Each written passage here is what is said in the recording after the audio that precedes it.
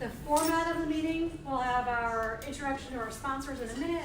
We'll hear from our presenter, and then we'll do Q&A. So the presentation will last anywhere from 6 to 8 minutes. Everybody here will have Q&A. They can ask questions. They can share feedback. I'd love for both the presenter and the folks contributing to keep it short. We know everyone in the room is brilliant, so brevity is a powerful skill. And then at the end, we can do networking as well. So again, this is all about growing the business community. Thank you again for everybody who's here. If I could have our organizers come up front. This is a volunteer thing. And we all love small businesses and entrepreneurs so much that we come here every Wednesday morning. Almost every Wednesday. Some of us are here every Wednesday morning. Some of us are here every day. All right. Jen Dalton, Brand Mirror. Donnell Johns, Vision Worldwide. Russ McIntosh, Vision Idea Design. Tony Barnett, Executive Connector. Laura Dre, Random Words Marketing. Ayosha Mendes, the Transformational Education Adventure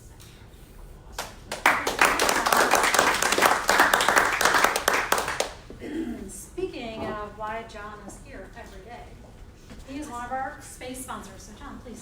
Hi, so great, yeah, welcome. Lots of new people. And those who've been attending here as well. So Office Evolution, we provide co-working space, fully furnished office space, as well as a meeting space like this one.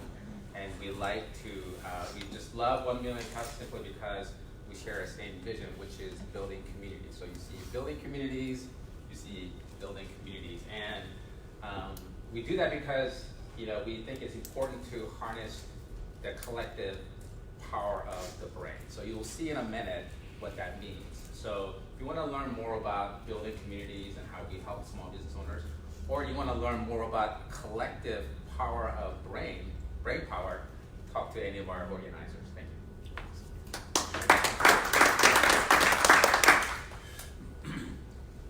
We could not be here awake with good feedback without a coffee sponsor. If you are interested in being a coffee sponsor, it's a monthly thing. It's very expensive. You have to bring 5 pounds of coffee. So with that, Mark Silverman, our coffee sponsor for July. Thank you. Good morning, everyone. Good morning. Last week I talked about the thrill of being the coffee sponsor and how easy it is. I have never seen such an ROI in fame recognition. For 5 pounds of coffee, it's just amazing. I really suggest that you do that.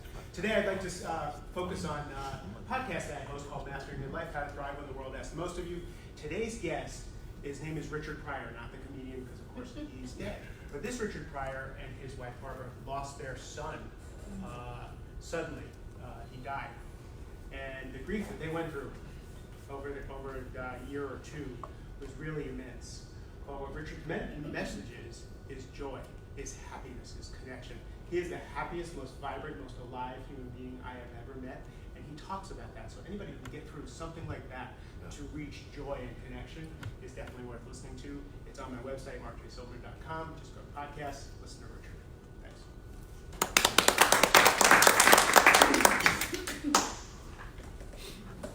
With over 60 podcasts, there are amazing topics, so I highly recommend you listen to that. I'm very excited about our presenter today, Margarita Womack with Empanadas. I actually know her from Georgetown. I've seen her do business pitch competitions and really grow and expand, so I'm super excited to introduce her and have us hear about her yummy, tasty journey. Come on. Come on down. New samples? I meant to bring samples, actually, but we just moved to our brand new space literally this weekend. Congratulations. So our inventory is in movement right now, and so it was too difficult. But certainly when I'll come for the update, I'll make sure to bring some. Thank you so much for having me. It's really an honor and a pleasure to be here today. So Margarita Womack, I met Jen during my MBA that I just wrapped up this past May. Also trained as a scientist. I have a PhD from Princeton University in ecology and evolutionary biology. I worked on the genetic basis of morphological differences between species of Drosophila. So of course my company is all about food and bananas.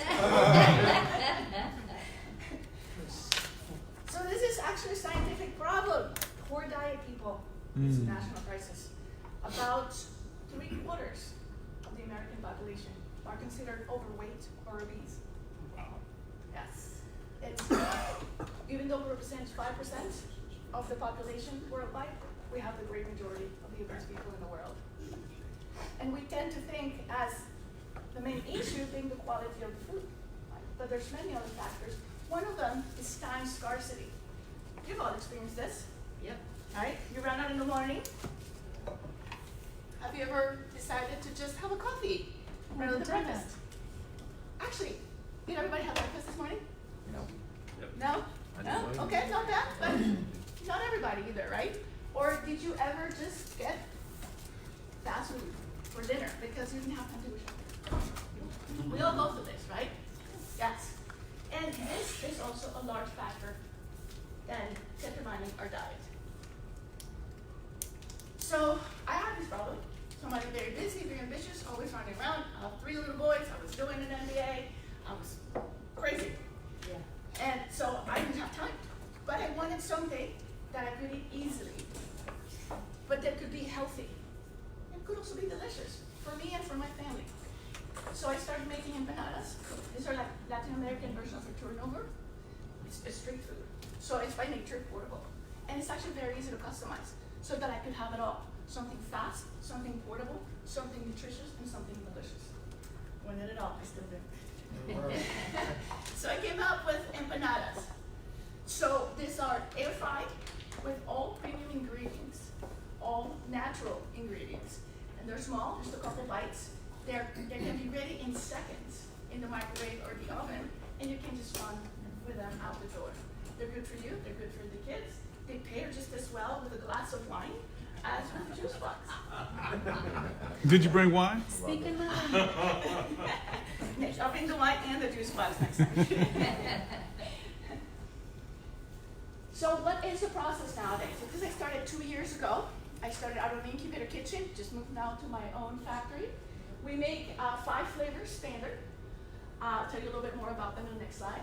We assemble and fry, and that's the magic here. We do the same process throughout, and then expand, open up into different products. So 5 flavors that we put together, then assemble and fry into the little empanadas. Then we package it differently, and that makes a range of products. So we have the first branch, it's the majority of my business right now, it's food service. So it goes to hotels, it goes to event venues, it goes to country clubs. And so this is Wolfpack, I'll show you in a second. Big pallets, big boxes of 24 to 48 empanadas. And my second line is consumer packaged goods. So then they're fully cooked, and they go in a small box, and then sold to supermarkets. And then you go and find it in the freezer. I hope you all do. Look for it next time you go grocery shopping. Which store officially? Whole Foods and Mom's Organic are the ones that carry it now. And I have a third, one that I'm just starting to work through. That then would be trios in kind of like your sandwich in the grab and go section. Right now, I'm at the mid-Atlantic level with this line. So I go from Philadelphia to Richmond with this. I distribute through a branch of Cisco. And the margins are about the raw margins, so gross margin is 68%. Then this line, mostly because of packaging. Packaging is a killer. It's a little lower, 62%. And this one represents about, right now, 3/4 of my business. So that monthly revenue right now is between $30,000 to $40,000, which represents about 30,000 to 40,000 empanadas a month. Oh, wow. That's impressive. So who buys empanadas? One of the big questions I have. I know the distributors that buy them. I'm still not sure exactly who at the store.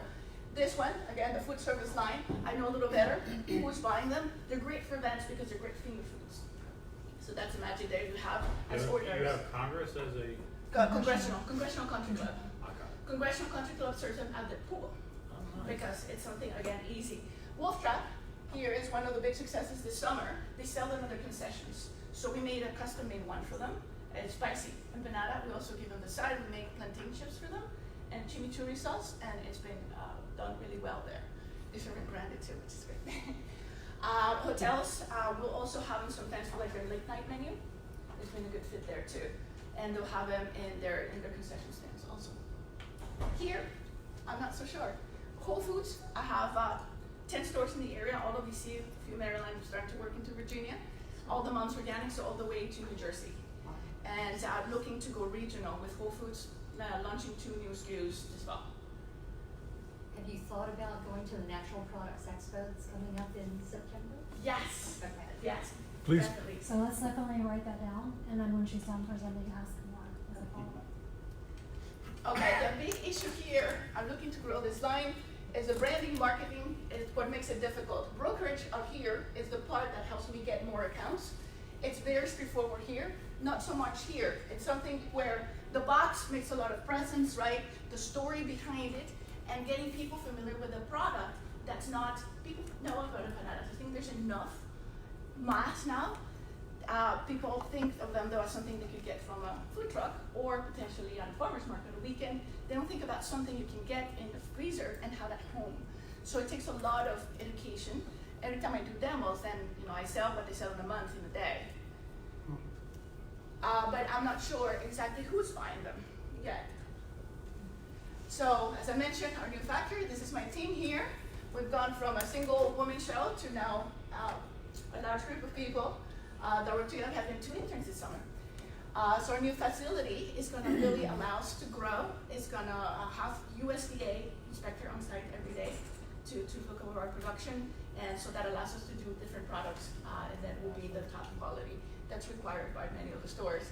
And our, more than anything, production capability, we're going to be able to produce 1,000% more than we were doing out of our incubator cage in Martell. So the way we're going, I expect to be that the revenue would be about 100,000 monthly by the end of this year.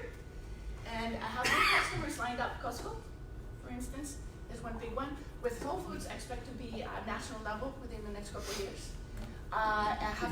With the food service, I just went from the small branch of Cisco to full on Cisco.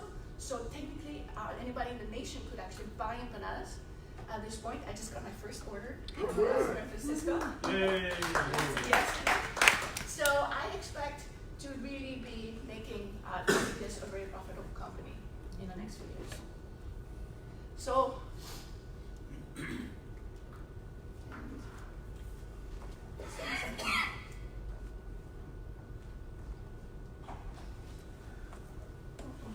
The factory is running down. well, the next slide is my challenge question, so I can tell you about that. Interest of time. So it really is all about who is buying this. How do I then figure out who really is the core customer here? How this idea and where it started, that families, and that sort of the brand is kind of aimed a little bit at that. This is where Whole Foods also placed it along the frozen foods that are aimed at families and children. But I don't really know who is buying this. I need to understand, I'm not selling to Latin Americans. People assume, hey, you're Hispanic. Hey, this is a typical Latin American product. Therefore, you're selling to Hispanic community. No, I'm actually trying to make this a mainstream product. And I've been, I think, quite successful with that. All that information, I have it from demos. I go to a demo and I interact with people. And then I see a diversity of people, that who stops, who's interested, who tries, but really having a better understanding of who is actually interested in this product, who's actually purchasing this, to then be able to grow this line further. The food service right now is where I have the highest margin, is the one that's moving faster, but I think that one will top off rather soon, because it's in the local area, have much more influence, of course. And then hotels like this idea, like, hey, this is a local product. Well, try, like, this is something we buy from our neighbor. But this is the guy that could be very interesting further down the road as something that can go easily nationwide and then carry a brand that I can grow into something much larger. And so that's the challenge question I have, just figuring out who's really buying this, who is, how to grow this brand into something that's familiar to people and people will enjoy. So do you get the analytics from the grocery store? Because I know that every time you check out, they get the analytics about who's buying what. I don't think they don't share those though. They'll tell me what will move. They will share, how many cases they're selling and what flavors, but they're not telling who's buying. So let's give her a round of applause.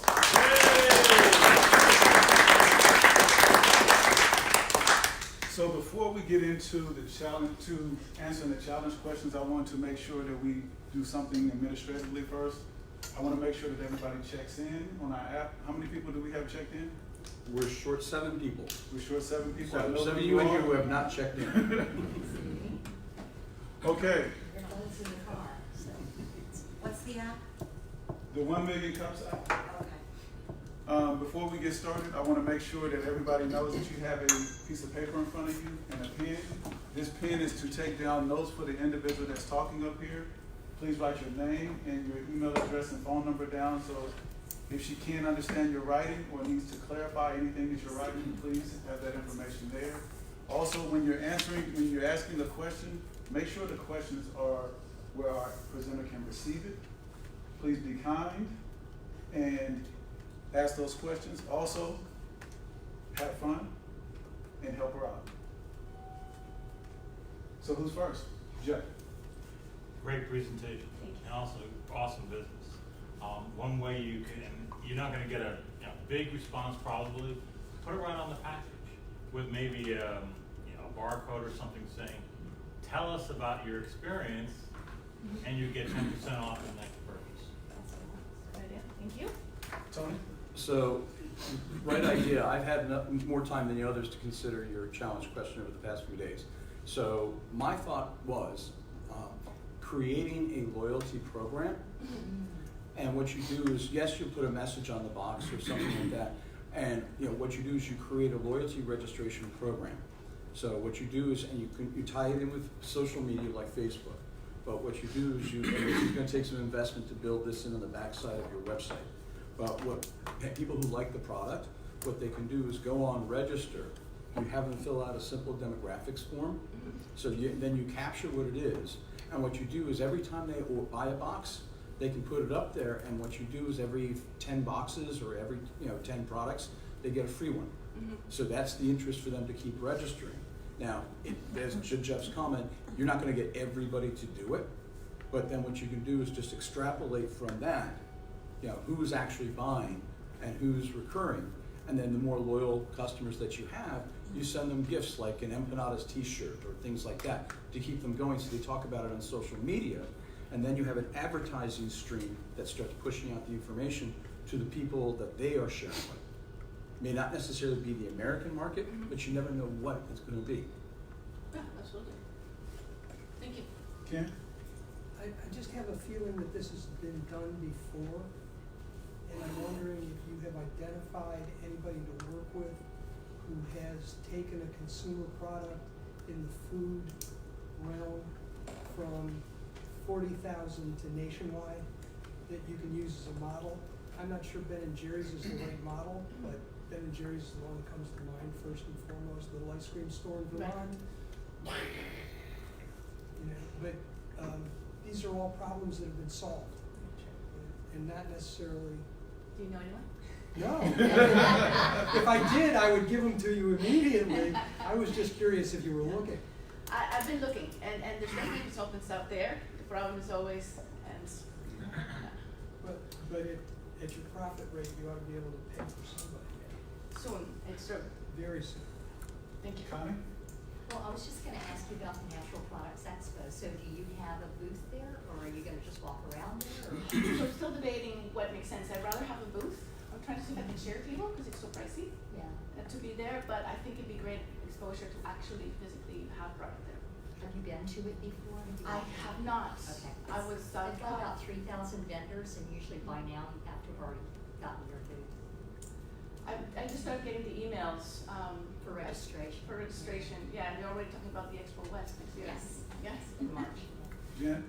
Do you know what your 2 new SKUs are? And if not, one way to get more visibility might be to have people submit ideas and vote Oh, that's a on good the one. winning empanada that gets Yeah. launched.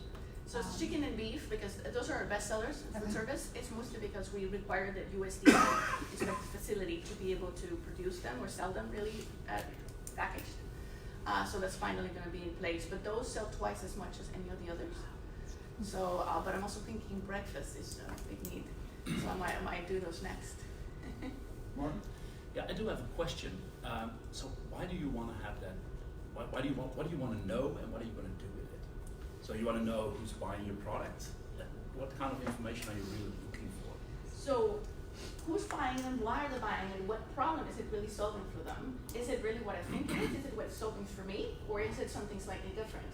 Because then that gives me the information to understand how to it's always a prototype.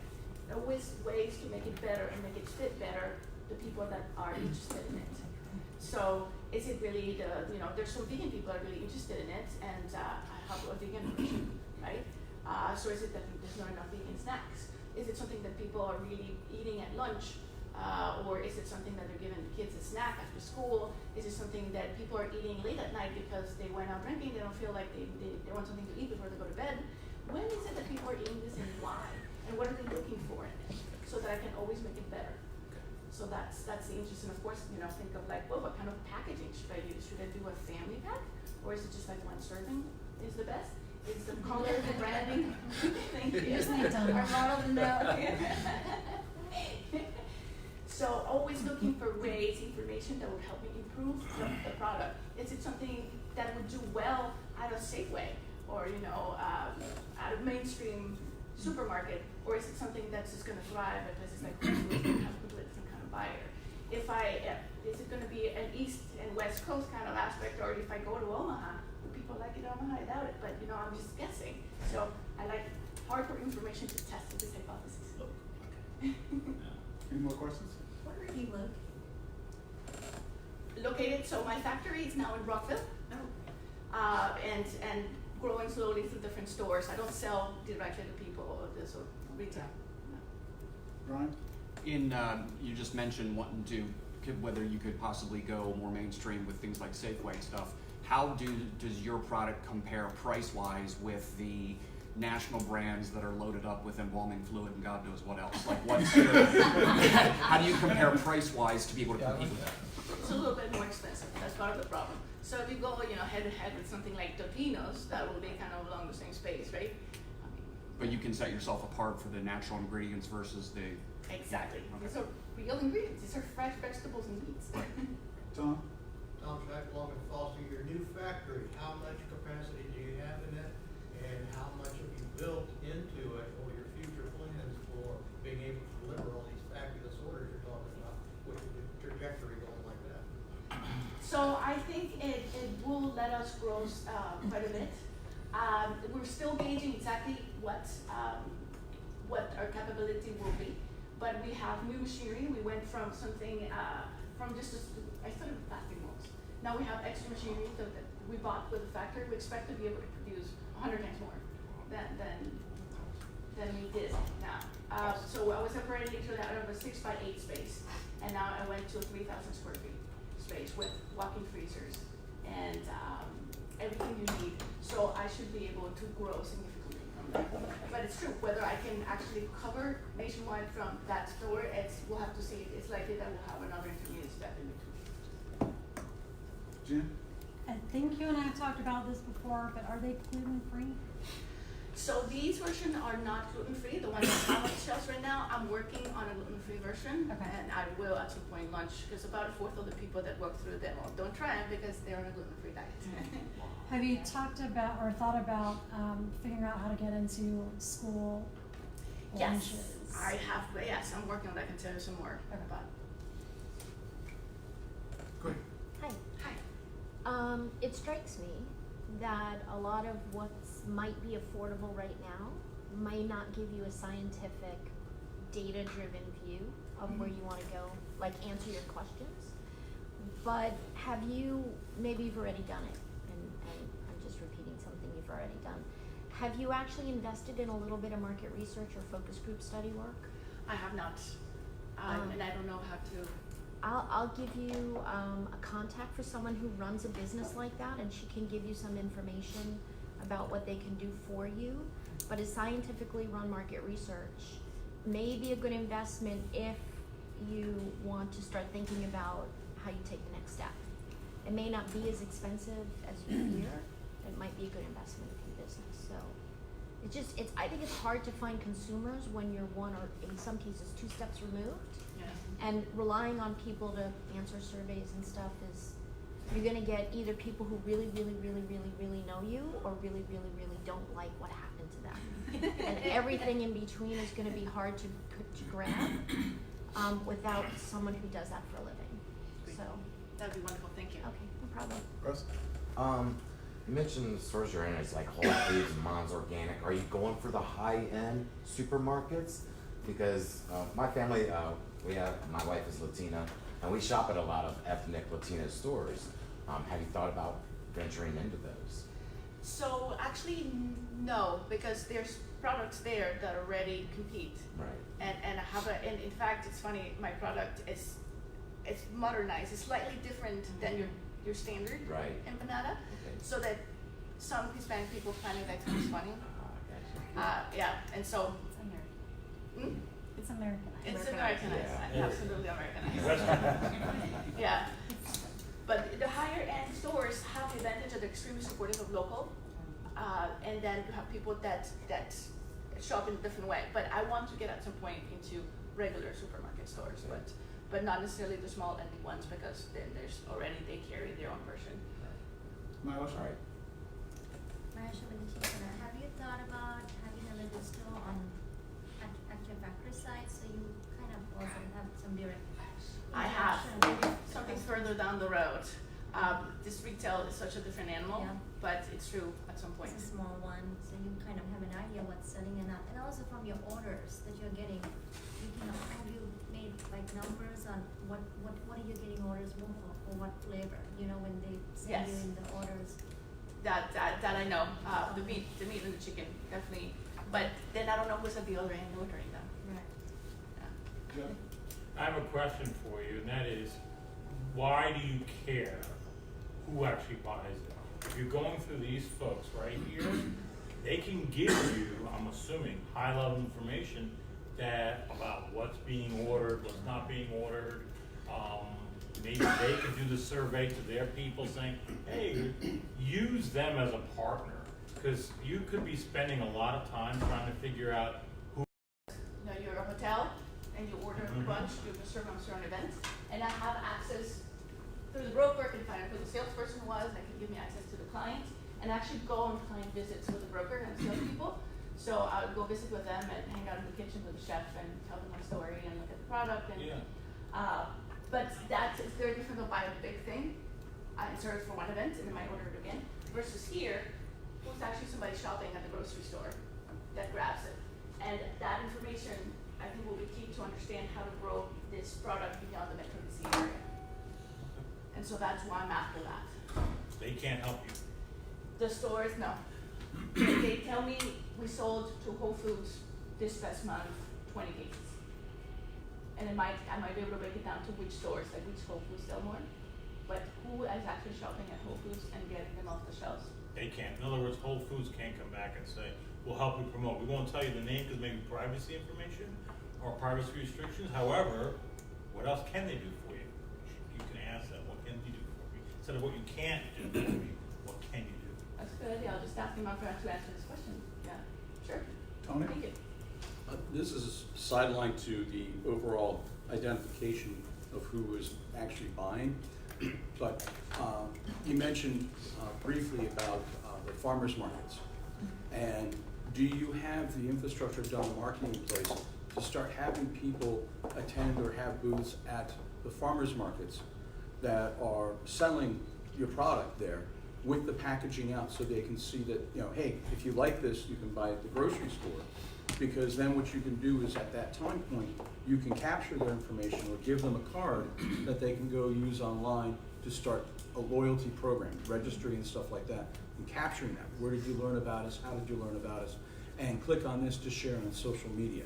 Because it's a product like yours that's, you hit on it, and we all laugh, but you hit on it. It's an Americanized version of the traditional empanada.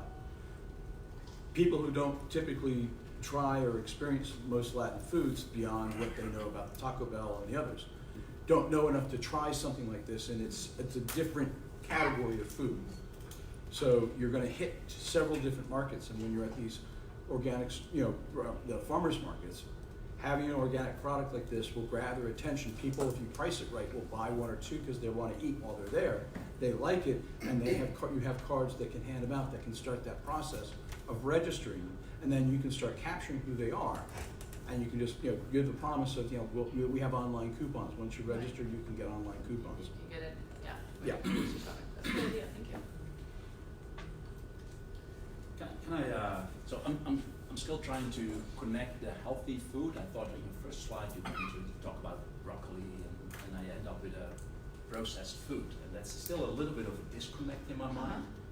So I'm trying to make a couple of suggestions that I've seen to add some fun to the product. Sure. And some examples, we were talking about Ben and Jerry. They have the flavor graveyard. Right. And that was a big attraction for my kids to at least visit there and go there and see that they dig up some old flavors and reproduce them. It's the fun factor that I'm yet missing in the story for a consumer to connect with you and share knowledge. I'm Dutch. We do sprinkles. This is chocolate on our bread, and they added funnies, which is just another shape or form of a piece of chocolate, which makes people crazy buying it because everyone wants the funnies. They call it funnies in the product. So it's just the same product, different shape. That's why people buy it. That's why they win the competition. So a couple of these kind of things, or have influence on the 5 flavors, maybe have a competition for the 6th or a special summer edition. Right. You have to get me as a consumer more involved with your whole kind of ideas about healthy food. Yeah. Makes sense. So I'm missing that chapter basically. Okay. So thank you. I don't have a specific idea for your business, but I think that's an area where I would go crazy. That's helpful. Thank you. Ken? What is your plan or imagination and timing for your exit strategy? So with the traditional thing for this kind of company is then Nestle or General Mills comes and does a small investment, helps you out, gives you some advice, and as you grow, then it's a point where they just buy you out. It's much cheaper for them. Instead of investing in innovation and looking for new products, 80% of the new products just don't do it. Go find little people that are doing something cool, help them out, and then. So that's most likely what will happen further down the road. I debate whether then you plan for that, or then you plan for. I could potentially build an Americanized version of Goya, right? Or something, and have my own big question. down the road. Your exit plan is to be Goya. I don't know, so I keep on going back and forth. But for now, I'm aiming for Goya, and if Nestle comes along and offers me a good deal, well, maybe we go that way.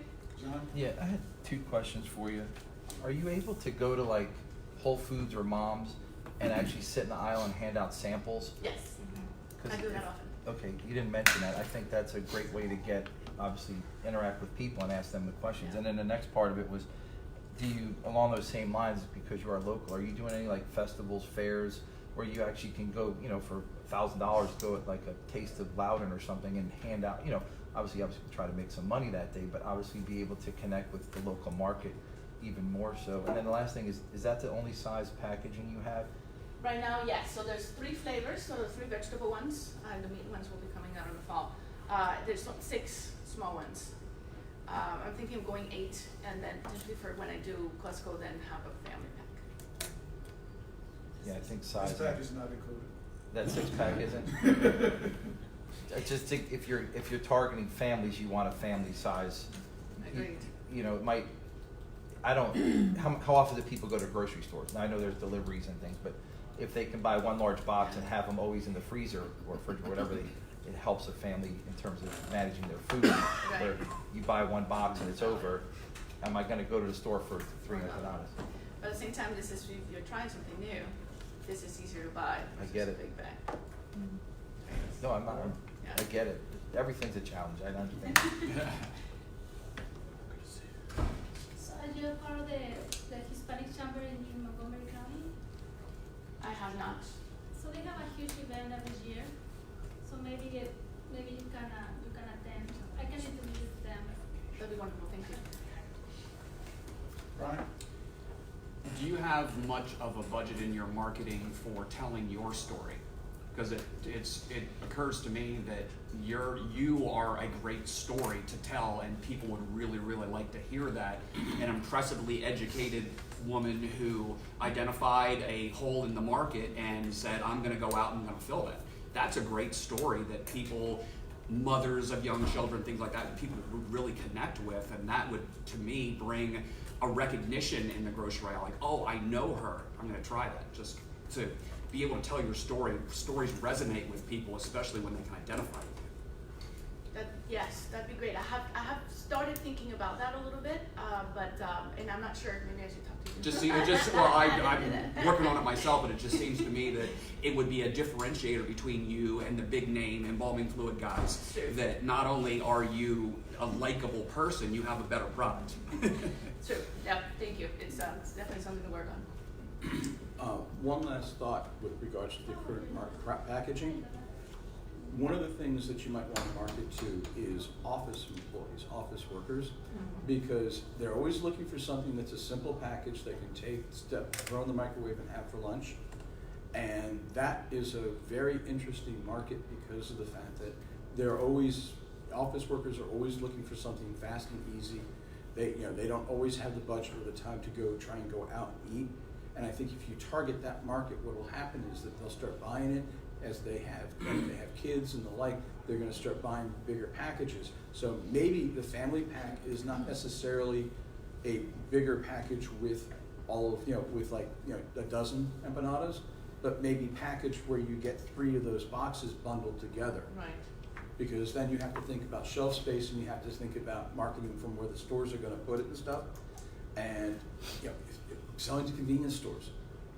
Talk to 7-Eleven, as much as I hate to say it, because you know what, they sell that size package for quick meals. Right. And selling those in the 7-Elevens where people can run in and grab something quick. True. And the food is usually terrible. Lisa. Lisa Gibbs of Health Markets. Your story, do you have it on your website? Yes. At least you should put it there to Yes. start. Absolutely. And how about tastemakers? BBS is coming to film next week. Awesome. Three local companies.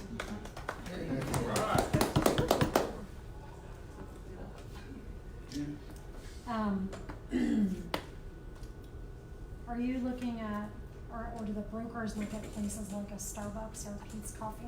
Oh, Starbucks, yes. Yes, I'm starting to work on those. Okay. And then along the same lines with telling your story, I would also look at organizations like NABO, the Association of Women Business Owners. They have national conferences, or eWomen Network, where joining it, becoming a speaker, and maybe you can also become a preferred provider. Mm-hmm. They also work with hotels, and so that might just give you another way to get visibility. Perfect, thank you. I don't know if I missed it. Did you give a price? I did not actually. So this is $5.99 right now on the shelves. Okay. And I think. And then the other thing I was wondering, have you thought about putting your picture on the package? You have a very warm face. You're very comforting. You know what I mean? You're an average person that anybody buying that is going to see. So I'm just wondering. I know sometimes if I put my picture with an email I send out, and I did do the statistics, but I get a better response when somebody knows who they're talking with, even if it's an email. So I don't know if you've thought about that. Doesn't it put your little face with all your little True. Yeah, maybe in the back. I've seen a couple boxes with that. Yeah. Thank you. I actually had 2 thoughts. I didn't quite understand. Are you posting on LinkedIn at all? I think actually, let's see, I think you said you already have something on your website and about you, and posting something on LinkedIn about that. True. So I have LinkedIn. I'm probably not using it enough. I do a lot on Instagram and Facebook. Okay. So. All right. Let's see, what was my other thought? You were trying to find out who's actually buying it. Wouldn't it be better to try to find out who should be buying it, or advertise to those people rather than worrying about who is buying it? Because it seems like anybody ought to buy this if they want to eat healthy. So I guess it's an interesting twist there because I'm hoping that understanding who's buying it now will help me understand who should be buying it and how to reach them. But, so to me, in my mind, they're related. But maybe you're looking at it from a different angle. Because to me, they're the same. So you might have, you might be somebody that's buying it, and helping me to understand who you are and why you're buying it will help me reach people that don't know about the product yet that should be buying it. But then how do you find out about who should be buying it, and from your perspective? I'm thinking anybody that wants to eat healthy, that's what you're about, and it has nothing to do with ethnic background. I would buy it because it's healthy, rather than buy the stuff that's got lots of monosodium glutamate in it. So that might be something linking with Martin that I still don't have quite. I'm still not showing that it's healthy though. Exactly. Yeah. Okay. Thank you. Mark? I just wanted to have you touch upon more about the local stores that you mentioned. I know you mentioned Whole Foods and Moms, but what other local stores would be interested or have been interested beyond the Safeways and the Giants, like independently run? There are a whole bunch of independently owned businesses now popping up and saying we really support food to table, we want healthy. So having maybe filling a gap that they have, maybe they're selling other products that they're making, but they don't have this particular product to share. That's what I mean by local stores actually. So there's a number of independent, that's where it started. So I have 9 of them right now in the area, but always open. Tony? Okay, so again, jumping outside of the box of what your original question was, understanding that, basically they're margaritas and empanadas. That's why empanadas came through. Have you thought about franchising this out into different regions to expand the market? That'd be a very good one. Yeah. Because where you're at now, you're just about your capacity of your local location.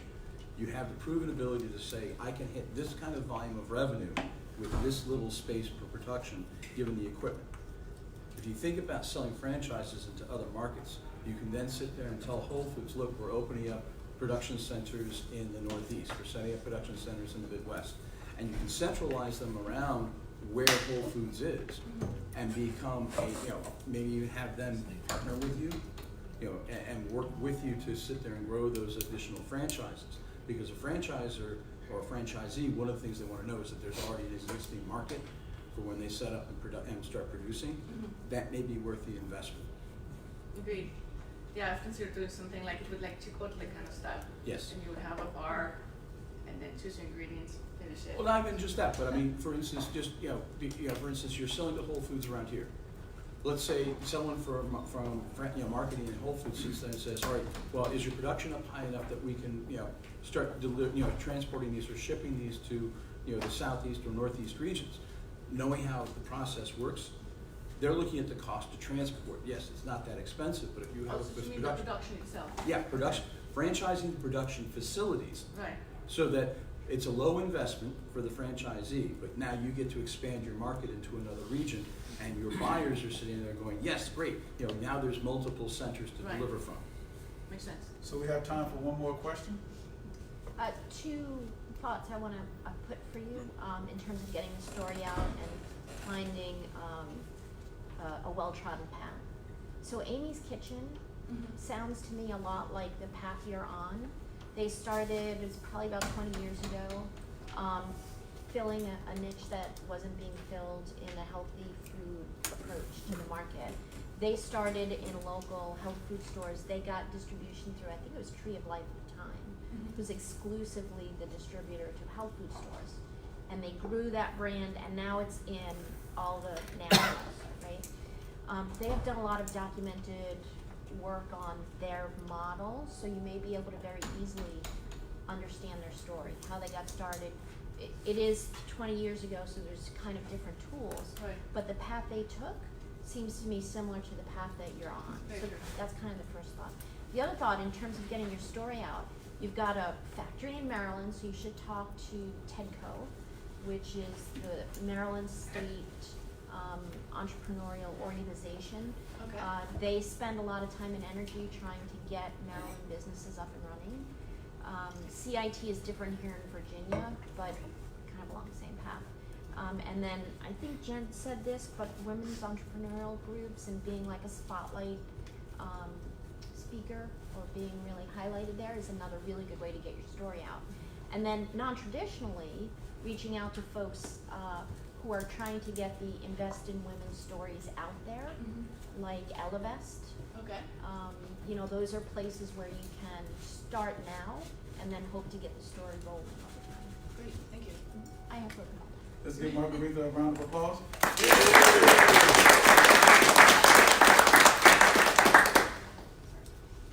So we did the obligatory, you have now earned your official That's Illinois nice. Hispanic. That's a nice What is mug.